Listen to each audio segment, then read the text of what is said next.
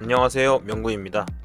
맨유를 상대로 2대0 클린시트로 승리하며 빅식스 상대 16경기 연속 무패를 이어나가게 됐습니다. 세트피스로 승리한 이번 경기, 어떤 식으로 흘러갔는지 같이 보겠습니다. 먼저 라인업부터 보겠습니다. 저번 경기에서 명단 제외가 되었던 파티와 메리노가 복귀했습니다.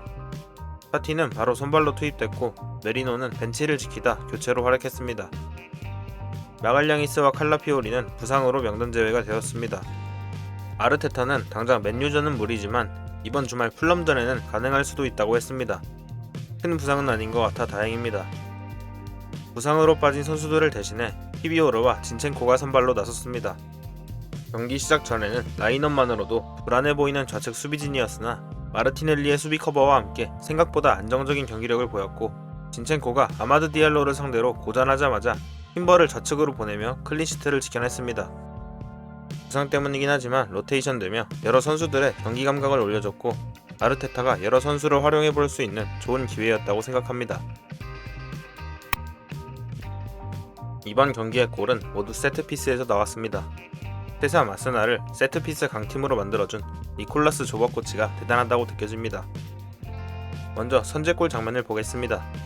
늘 그렇듯이 뒤쪽에서 대기를 하다가 다같이 타이밍을 맞춰서 일사불란하게 움직입니다. 그리고 라이스가 니어포스트 쪽으로 강하게 붙이는데 여기서 라이스의 키 퀄리티를 칭찬하지 않을 수가 없습니다. 라이스의 피지컬을 경합에 쓰지 못하는 게 아쉽긴 하지만 전 키커였던 마르티넬리와 키 퀄리티가 너무 차이나면서 오른발 전담 키커로 자리잡게 되었습니다. 여담으로 웨스트햄에선 코너킥을 19번밖에 차지 않았지만 아스날에선 벌써 90번이나 찼다고 합니다. 다시 득점 장면으로 돌아가면 라이스가 니어포스트 쪽으로 올린 크로스를 팀버가 방향만 툭 바꿔놓으면서 아스날에서의 데뷔골을 만들어냈습니다. 마갈량이스가 없어도 충분히 위협적이라는 것을 보여주기 시작한 장면이었습니다. 두 번째 골 장면을 보겠습니다. 레시포드가 공을 지키다가 걷어내려고 공을 띄우는 과정에서 실수로 코너킥을 주게 됩니다. 아스날은 또다시 뒤에서 대기를 하다가 타이밍을 맞춰 움직입니다. 하베르츠는 니어포스트 쪽으로 움직이며 수비수들을 빼내고 살리바 키비오르가 골키퍼 쪽을 압박합니다. 파티는 파포스트 쪽에서 대기하고 메리노는 바깥에 있다가 자유롭게 헤더를 하기 위해 들어옵니다. 그리고 팀버는 마즈라위를 방해하기 위해 움직입니다. 아마 세트피스에서 메인 타겟인 마갈량이스의 역할을 메리노가 대신하는 것으로 보입니다. 파티는 별다른 경험 없이 공을 따냈고 방해를 위해 골문 앞에 있던 살리바의 엉덩이를 맞고 득점에 성공하게 됩니다. 엉덩이로 넣었으면서 세리머니는 또 야무지게 해줍니다. 득점 후에도 메리노의 아쉬운 헤더 장면이 있었습니다. 또 뒤에서 작당 모의를 하고 있습니다. 이후로는 두 번째 득점 장면과 비슷하게 흘러갑니다.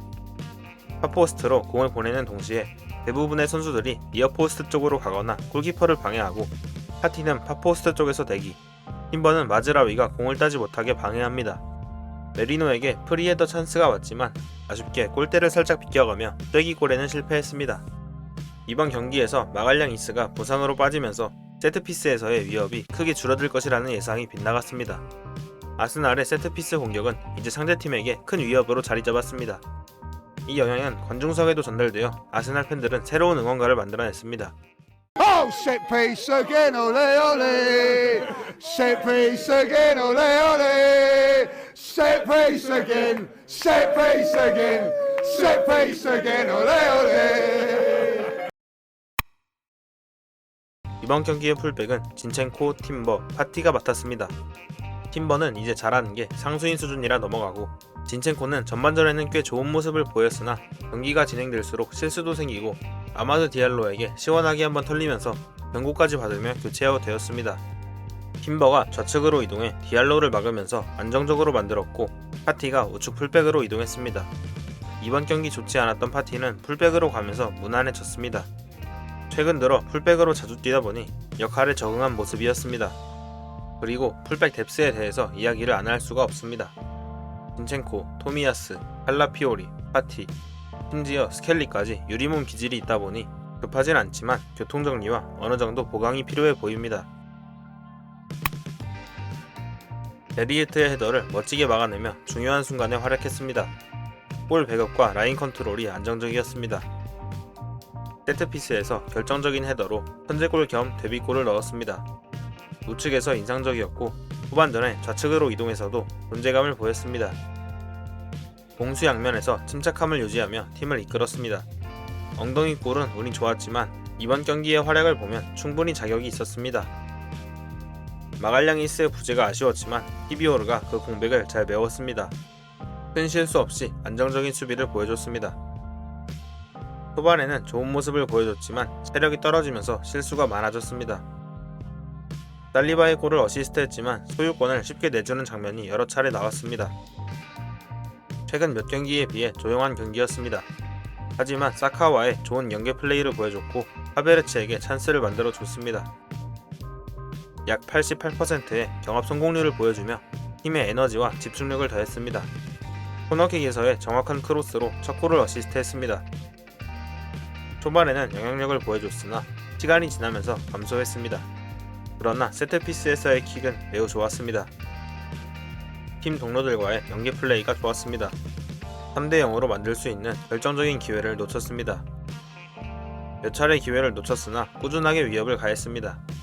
수비 장면에서 인상적이었습니다.